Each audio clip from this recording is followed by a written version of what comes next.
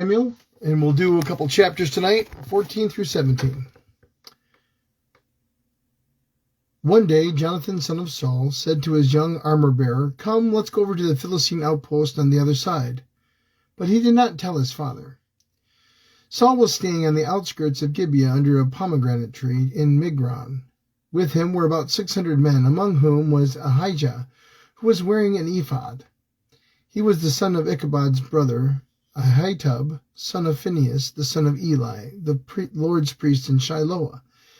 No one was aware that Jonathan had left. On each side of the pass that Jonathan intended to cross to reach the Philistine outpost was a cliff. One was called Bozez, and the other Sanaa. One cliff stood on the north toward Michmash, the other to the south toward Gibeah. Jonathan said to his young armor-bearer, "Come, let's go over to the outpost of those uncircumcised men. Perhaps the Lord will act on our behalf. Nothing can hinder the Lord from saving, whether by many or by few." "Do all you have in mind," the armor-bearer said. "Go ahead. I am with you, heart and soul."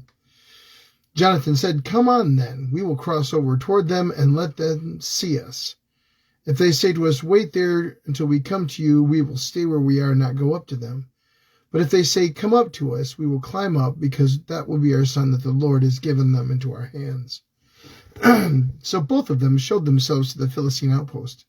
"Look," said the Philistines, "the Hebrews are crawling out of the holes they were hiding in." The men of the outpost shouted to Jonathan and his armor-bearer, "Come up to us and we'll teach you a lesson." So Jonathan climbed up, using his hands and feet, with his armor-bearer right behind him. The Philistines fell before Jonathan, and his armor-bearer followed and killed behind him. In that first attack, Jonathan and his armor-bearer killed some 20 men in the area of about a half an acre. Then panic struck the whole army, those in the camp in the field and those in the outposts and raiding parties, and the ground shook. It was a panic sent by God. Saul's lookouts at Gibeah and Benjamin saw the army melting away in all directions. Then Saul said to the men who were with him, "Muster the forces and see who has left us." When they did, it was Jonathan and his armor-bearers who were not there. Saul said to Ahijah, "Bring the ark of God." At that time it was with the Israelites. While Saul was talking to the priests, the tumult in the Philistine camp increased more and more. So Saul said to the priests, "Withdraw your hand." Then Saul and all his men assembled and went to the battle. They found the Philistines in total confusion, striking each other with their swords. Those Hebrews who had previously been with the Philistines and had gone up with them to their camp went over to the Israelites who were with Saul and Jonathan. When all the Israelites who had hidden in the hill country of Ephraim heard that the Philistines were on the run, they joined the battle in hot pursuit. So on that day the Lord saved Israel, and the battle moved on beyond Beth-haven. Now the Israelites were in distress that day, because Saul had bound the people under an oath, saying, "Cursed be anyone who eats food before evening comes, before I have avenged myself on my enemies." So none of the troops tasted food. The entire army entered the woods, and there was honey on the ground. When they went into the woods, they saw the honey oozing out, yet no one put his hand to his mouth, because they feared the oath. But Jonathan had not heard that his father had bound people with an oath. So he reached out the end of his staff that was in his hand and dipped it into the honeycomb. He raised it to his mouth, and his eyes brightened. Then one of the soldiers told him, "Your father bound the army under a strict oath, saying, 'Cursed be anyone who eats food today.' That is why the men are faint." Jonathan said, "My father has made trouble for the country. See how my eyes were brightened when I tasted a little of this honey? How much better it would have been if the men had eaten today some of the plunder they took from their enemies. Would not the slaughter of the Philistines have been even greater?" That day, after the Israelites had struck down the Philistines from Michmash to Aijalon, they were exhausted. They pounced on the plunder, and taking sheep, cattle, and calf, they butchered them on the ground and ate them, together with the blood. Then someone said to Saul, "Look, the men are sinning against the Lord by eating meat that has blood in it." "You have broken faith," he said. "Roll a large stone here at once." Then he said, "Go out to them among the men and tell them, 'Each of you bring me your cattle and sheep, and slaughter them here and eat them. Do not sin against the Lord by eating meat with blood still in it.'" So everyone brought his ox that night and slaughtered it there. Then Saul built an altar to the Lord. It was the first time he had done this. Saul said, "Let us go down and pursue the Philistines by night and plunder them till dawn, and let us not leave one of them alive." "Do whatever seems best to you," they replied. But the priest said, "Let us inquire of God here." So Saul asked God, "Shall I go down and pursue the Philistines? Will you give them into Israel's hand?" But God did not answer him that day. Saul therefore said, "Come here, all of you who are leaders of the army, and let us find out who has sinned, what sin was committed today. As surely as the Lord who rescues Israel lives, even if the guilt lies with my son Jonathan, he must die." But not one of them said a word. Saul then said to the Israelites, "You stand over here, and I and Jonathan my son will stand over there." "Do what seems best to you," they replied. Then Saul prayed to the Lord and the God of Israel, "Why have you not answered your servant today? If the fault is me or my son Jonathan, respond with Urim, but if the men of Israel are at fault, respond with Thummim." Jonathan and Saul were taken by lot, and the men were cleared. Saul said, "Cast a lot between me and Jonathan my son," and Jonathan was taken. Then Saul said to Jonathan, "Tell me what you have done." So Jonathan told him, "I tasted a little honey with the end of my staff, and now I must die?" Saul said, "May God deal with me, be it ever so severely, if you do not die, Jonathan." But the men said to Saul, "Should Jonathan die? He who has brought us this great deliverance in Israel? Never. As surely as the Lord lives, not a hair of his head will fall to the ground, for he did this today with God's help." So the men rescued Jonathan, and he was not put to death. Then Saul stopped pursuing the Philistines, and they withdrew to their own land. After Saul had assumed rule over Israel, he fought against their enemies on every side: Moab, the Ammonites, Edom, the kings of Zobah, and the Philistines. Wherever he turned, he inflicted punishment on them. He fought valiantly and defeated the Amalekites, delivering Israel from the hands of those who had plundered them. Saul's sons were Jonathan, Ishvi, and Malchishua. The name of his oldest daughter was Merab, and that of his younger daughter was Michal. His wife's name was Ahinoam, daughter of Ahimaaz. The name of the commander of the Saul's army was Abner, son of Ner, and Ner was Saul's uncle. Saul's father Kish and Abner's father Ner were sons of Abiel. All the days of Saul there were bitter war with the Philistines, and whenever Saul saw a mighty or brave man, he took him into his service. Chapter 50. Samuel said to Saul, "I am the one the Lord sent to anoint you king over the people of Israel. So listen now to the message from the Lord. This is what the Lord Almighty says: I will punish the Amalekites for what they did to Israel when they waylaid them as they came up from Egypt. Now go attack the Amalekites and totally destroy all that belongs to them. Do not spare them. Put to death men and women, children and infants, cattle and sheep, camels and donkeys." So Saul summoned the men and mustered them at Telaim, 200,000 foot soldiers and 10,000 from Judah. Saul went to the city of Amalek and set an ambush in the ravine.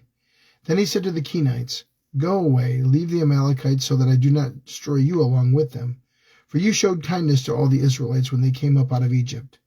So the Kenites moved away from the Amalekites. Then Saul attacked the Amalekites all the way from Havilah to Shur, near the eastern border of Egypt. He took Agag, king of the Amalekites, alive, and all of his people he totally destroyed with the sword. But Saul and the army spared Agag and the best of the sheep and cattle, the fat calves and lambs, everything that was good. These they were unwilling to destroy completely, but everything that was despised and weak they totally destroyed. Then the word of the Lord came to Samuel. "I regret that I made Saul king, because he has turned away from me and has not carried out my instructions." Samuel was angry, and he cried out to the Lord all that night. Early in the morning Samuel got up and went to meet Saul, but he was told, "Saul has gone to Carmel." There he set up a monument in his own honor and has turned and gone down to Gilgal. When Samuel reached him, Saul said, "The Lord bless you. I have carried out the Lord's instructions." But Samuel said, "What is this I hear? What then is this bleating of sheep in my ears? What is this lowing of cattle that I hear?" Saul answered, "The soldiers brought them from the Amalekites. They spared the best of the sheep and the cattle to sacrifice to the Lord your God, but we totally destroyed the rest." "Enough," Samuel said to Saul. "Let me tell you what the Lord said to me last night." "Tell me," Saul replied. Samuel said, "Although you were once small in your own eyes, did you not become the head of all the tribes of Israel? The Lord anointed you king over Israel, and sent you on a mission, saying, 'Go and completely destroy these wicked people, the Amalekites. Wage war against them until you have wiped them out.' Why did you not obey the Lord? Why did you pounce on the plunder and do evil in the eyes of the Lord?" "But I did obey the Lord," Saul said. "I went on the mission the Lord assigned me. I completely destroyed the Amalekites and brought back Agag, their king. The soldiers took sheep and cattle from the plunder, the best of what was devoted to God, in order to sacrifice them to the Lord your God at Gilgal." But Samuel replied, "Does the Lord delight in burnt offerings and sacrifices as much as obeying the Lord? To obey is better than sacrifice, and to heed is better than the fat of rams. For rebellion is like the sin of divination, and arrogance like the evil of idolatry. Because you have rejected the word of the Lord, he has rejected you as king." Then Saul said to Samuel, "I have sinned. I violated the Lord's command and your instructions. I was afraid of the men, and so I gave in to them. Now I beg you, forgive my sin and come back with me, so that I may worship the Lord." But Samuel said to him, "I will not go back with you. You have rejected the word of the Lord, and the Lord has rejected you as king over Israel." As Samuel turned to leave, Saul caught hold of the hem of his robe, and it tore. Samuel said to him, "The Lord has torn the kingdom of Israel from you today and given it to one of your neighbors, to one better than you. He who is the glory of Israel does not lie or change his mind, for he is not a human being, that he should change his mind." Saul replied, "I have sinned, but please honor me before the elders of my people and before Israel. Come back with me so that I may worship the Lord your God."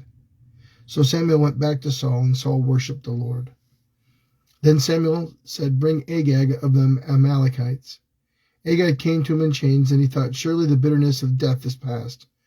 But Samuel said, As your sword made women childless, so your mother will be childless among women." And Samuel put Agag to death before the Lord at Gilgal. Then Samuel left for Ramah, but Saul went up to his home in Gibeah of Saul. Until the day Samuel died, he did not go to see Saul again, though Samuel mourned for him, and the Lord regretted that he had made Saul king over Israel. Chapter 16. The Lord said to Samuel, "How long will you mourn for Saul, since I have rejected him as king over Israel? Fill your horn with oil and be on your way. I am sending you to Jesse of Bethlehem. I have chosen one of his sons to be a king." But Samuel said, "How can I go? If Saul hears about it, he will kill me." The Lord said, "Take a heifer with you and say, 'I have come to sacrifice to the Lord.' Invite Jesse to the sacrifice, and I will show you what to do. You are to anoint for me the one I indicate." Samuel did what the Lord said. When he arrived at Bethlehem, the elders of the town trembled when they met him. They asked, "Do you come in peace?" Samuel replied, "Yes, peace. I have come to sacrifice to the Lord. Consecrate yourselves and come to the sacrifice with me." Then he consecrated Jesse and his sons and invited them to the sacrifice. When they arrived, Samuel saw Eliab and thought, "Surely the Lord's anointed stands here before the Lord." But the Lord said to Samuel, "Do not consider his appearance or his height, for I have rejected him. The Lord does not look at the things people look at. People look at the outward appearance, but the Lord looks at the heart." Then Jesse called Abinadab and had him pass in front of Samuel, but Samuel said, "The Lord has not chosen this one either." Jesse then had Shammah pass by, but Samuel said, "Nor has the Lord chosen this one." Jesse had 7 sons pass before Samuel, but Samuel said to him, "The Lord has not chosen these." So he asked Jesse, "Are these all the sons you have?" "There is still the youngest," Jesse answered. "He is tending the sheep." Samuel said, "Send for him. We will not sit down until he arrives." So he sent for him and brought him in. He was glowing with health and had a fine appearance and handsome features. Then the Lord said, "Rise and anoint him. This is the one." So Samuel took the horn of oil and anointed him in the presence of his brothers. And from that day on, the Spirit of the Lord came powerfully upon David. Samuel then went up to Ramah. Now the Spirit of the Lord had departed from Saul, and an evil spirit from the Lord tormented him. Saul's attendant said to him, "See, an evil spirit from God is tormenting you. Let our Lord command his servants here to search for someone who can play the lyre." He will play when the evil spirit from God comes on you, and you will feel better." So Saul said to his attendants, "Find someone who plays well and bring him to me." One of the servants answered, "I have seen a son of Jesse of Bethlehem who knows how to play the lyre. He is a brave man and a warrior. He speaks well and is a fine-looking man, and the Lord is with him." Then Saul sent messengers to Jesse and said, "Send me your son David, who is with the sheep." So Jesse took a donkey loaded with bread, a skin of wine, and a young goat, and sent them with his son David to Saul. David came to Saul and entered his service. Saul liked him very much, and David became one of his armor-bearers. Then Saul sent word to Jesse, saying, "Allow David to remain in my service, for I am pleased with him." Whenever the Spirit from God came on Saul, David would take up his lyre and play. Then relief would come to Saul. He would feel better, and the evil spirit would leave him. Chapter 17. Now the Philistines gathered their forces of war and assembled at Socoh of Judah, in Judah. They pitched camp in Ephes-Dammim, between Socoh and Askarah. Saul and the Israelites assembled and camped in the valley of Elah, and drew up their battle lines to meet the Philistines. The Philistines occupied one hill, and the Israelites another, with a valley between them.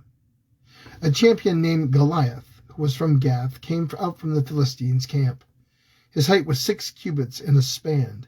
He had a bronze helmet on his head and wore a coat of scale armor of bronze weighing 5,000 shekels. On his legs he wore bronze greaves, and a bronze javelin was slung on his back. His spear shaft was like a weaver's rod, and its iron point weighed 600 shekels. His shield-bearer went ahead of him. Goliath stood and shouted to the ranks of Israel, "Why do you come out and line up for battle? Am I not a Philistine, and are you not the servants of Saul? Choose a man and have him come down to me. If he is able to fight and kill me, we will become your subjects. But if I overcome him and kill him, you will become our subjects and serve us." Then the Philistines said, "This day I defy the armies of Israel. Give me a man and let us fight each other." On hearing the Philistines' words, Saul and all the Israelites were dismayed and terrified. Now David was the son of an Ephrathite named Jesse, who was from Bethlehem in Judah. Jesse had 8 sons, and in Saul's time he was very old. Jesse's 3 oldest sons had followed Saul to war. The firstborn was Eliab, the second Abinadab, and the third Shammah. David was the youngest. The 3 oldest followed Saul, but David went back and forth from Saul to tend his father's sheep at Bethlehem. For 40 days the Philistine came out every morning and evening and took his stand. Now Jesse said to his son David, "Take this ephah of roasted grain and these 10 loaves of bread for your brothers and hurry to their camp. Take along these 10 cheeses to the commander of their unit. See how your brothers are and bring back some assurance from them. They are with Saul and the men of Israel in the valley of Elah, fighting against the Philistines." Early in the morning, David left the flock in the care of the shepherd, loaded up and set out, as Jesse directed. He reached the camp as the army was going out to its battle position, shouting the war cry. Israel and the Philistines were drawing up their lines, facing each other. David left his things with the keeper of supplies, ran to the battle lines, and asked his brothers how they were. As he was talking to them, Goliath, the Philistine champion from Gath, stepped out of the lines and shouted his usual defiance, and David heard it. Whenever the Israelites saw the man, they all fled from him in great fear. Now the Israelites had been saying, "Do you see how this man keeps coming out? He comes out to defy Israel. The king will give wealth to the man who kills him. He will also give his daughter in marriage and will exempt his family from taxes in Israel." David asked the man standing near him, "What will be done for the man who kills this Philistine and removes this disgrace from Israel? Who is this uncircumcised Philistine that he should defy the armies of the living God?" Then they repeated to him what they had been saying and told him, "This is what will be done for the man who kills him." When Eliab, David's older brother, heard him speaking with the men, he burned with anger and asked him, "Why have you come down here? And with whom did you leave these few sheep in the wilderness? I know how conceited you are and how wicked your heart is. You came down only to watch the battle." "Now what have I done?" said David. "Can't I even speak?" He then turned away to someone else and brought up the same matter, and the men answered him as before. What David said was overheard and reported to Saul, and Saul sent for him. David said to Saul, "Let no one lose heart on account of this Philistine. Your servant will go and fight him." Saul replied, "You are not able to go out against this Philistine and fight him. You are only a young man, and he has been a warrior from his youth." But David said to Saul, "Your servant has been keeping his father's sheep. When a lion or bear came and carried off the sheep from the flock, I went after it, struck it, and rescued the sheep from its mouth. When it turned on me, I seized it by its hair, struck it, and killed it. Your servant has killed both the lion and the bear. This uncircumcised Philistine will be like one of them, because he has defied the armies of the living God. The Lord who rescued me from the paw of the lion and the paw of the bear will rescue me from the hand of this Philistine." Saul said to David, "Go, and the Lord be with you." Then Saul dressed David in his own tunic, put on a coat of armor on him and a bronze helmet on his head. David fastened on his sword over the tunic and tried to walk around because he was not used to them. "I cannot go in these," he said to Saul, "because I am not used to them." So he took them off. Then he took his staff in his hand, chose 5 smooth stones from the stream, put them in his pouch of the shepherd's bag, and with his sling in his hand approached the Philistine. Meanwhile, the Philistine with a shield bearer in front of him kept coming closer to David. He looked David over and saw he was a little more than a boy, glowing with health and handsome, and he despised him. He said to David, "Am I a dog that you come at me with sticks?" And the Philistine cursed David by his gods. "Come here," he said, "and I will give your flesh to the birds and the wild animals." David said to the Philistine, "You come against me with a sword and spear and javelin, but I come against you in the name of the Lord Almighty, the God of the armies of Israel, whom you have defied. This day the Lord will deliver you into my hands, and I will strike you down and cut off your head. This very day I will give the carcass of the Philistine army to the birds and the wild animals, and the whole world will know that there is a God in Israel. All those gathered here will know that it is not by sword or spear that the Lord saves, for the battle is the Lord's, and he will give us all into your hands, and he will give all of you into our hands." As the Philistine moved closer to attack him, David ran quickly toward the battle line to meet him. Reaching into his bag and taking out a stone, he slung it and struck the Philistine on the forehead. The stone sank into his forehead, and he fell face down on the ground. So David triumphed over the Philistine with a sling and a stone, without a sword in his hand. He struck down the Philistine and killed him. David ran and stood over him. He took hold of the Philistine's sword and drew it from its sheath.